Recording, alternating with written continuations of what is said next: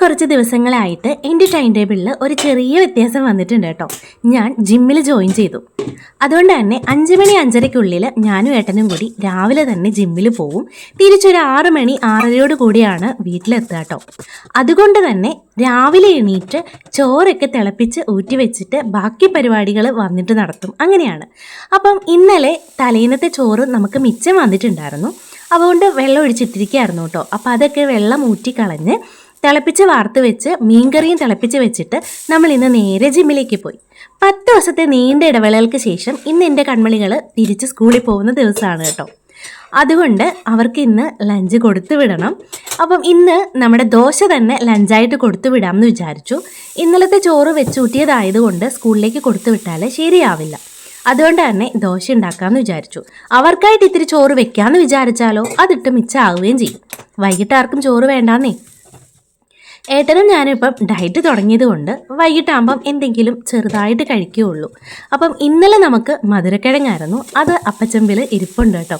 അതൊന്നുകൂടി ഒന്ന് ആവി കയറ്റിയെടുത്താൽ കുറച്ച് കഴിയുമ്പം ഏട്ടൻ ബ്രേക്ക്ഫാസ്റ്റിന് അത് കഴിച്ചോളൂ. അങ്ങനെ ദോശ ഓരോന്നായിട്ട് ചുട്ടെടുക്കുന്നുണ്ട്. ഇപ്പുറത്തെ അടുപ്പിൽ നമ്മുടെ പൈതങ്ങൾക്കുള്ള പാല് തിളപ്പിക്കാൻ വെച്ചിട്ടുണ്ട് കേട്ടോ. പാലായിട്ട് കുടിക്കില്ല, ഒന്നെങ്കിൽ ബൂസ്റ്റ് അല്ലെങ്കിൽ കോഫി ആയിട്ട് കൊടുക്കണം, അതല്ലെങ്കിൽ ചായയായിട്ട്. പാലായിട്ട് കുടിക്കില്ല കേട്ടോ. അപ്പം ദോശ ഓരോന്നായിട്ട് ചുടുന്നതിനിടയ്ക്ക് ഞാൻ വേഗം തേങ്ങ ചിരണ്ടി എടുക്കുകയാണ്. നമ്മുടെ ചട്നി റെഡിയാക്കണം. അങ്ങനെ പാല് തിളച്ച് പൊങ്ങിക്കൊണ്ടിരിക്കുമ്പം ഏട്ടൻ എനിക്ക് ചമ്മന്തിക്കുള്ള ചെറിയുള്ളിയൊക്കെ അരിഞ്ഞ് എടുത്ത് തരുന്നുണ്ടായിരുന്നു കേട്ടോ. ചമ്മന്തിയിലേക്കുള്ള തക്കാളിയും ഏട്ടൻ തന്നെ എനിക്ക് വഴറ്റി തന്നു. ഇപ്പം ഏട്ടൻ വന്നത് പിന്നെ ഒരു കൈ സഹായത്തിന് ഏട്ടനുണ്ട് കേട്ടോ. അതുകൊണ്ട് ഒരുപാട് ധൃതി പിടിച്ച് ഉള്ള പണിയൊന്നും ഇപ്പം ഇല്ല.